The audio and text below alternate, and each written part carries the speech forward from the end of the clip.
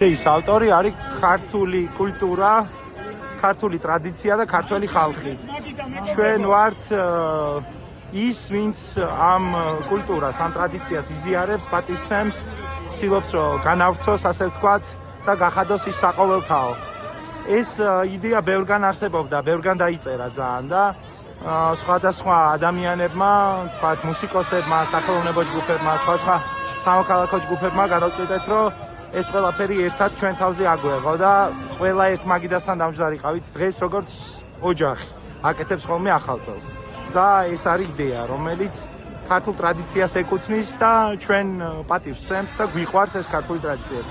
ჩვენ აქ ერთმანეთის თანასწორები ვართ, იმიტომ რომ სუფრის ტრადიცია თავისთავად ამას გულისხმობს. ქართული სუფრა ნიშნავს ურთიერთგაგებას, ურთიერთპატივისცემას, ურთიერთსიყვარულს. სადაც ოჯახის წევრები ხდებიან ერთმანეთს და ჩვენ სწორედ ამ შეხვედრის ადგილს ვქმნით და დიდი იმედი გვაქვს, რომ ის იქნება კიდე ერთი დიდი მაგალითი ქართული ერთობის, ქართველების სიყვარულის, ურთიერთგაგების და კონსოლიდაციის.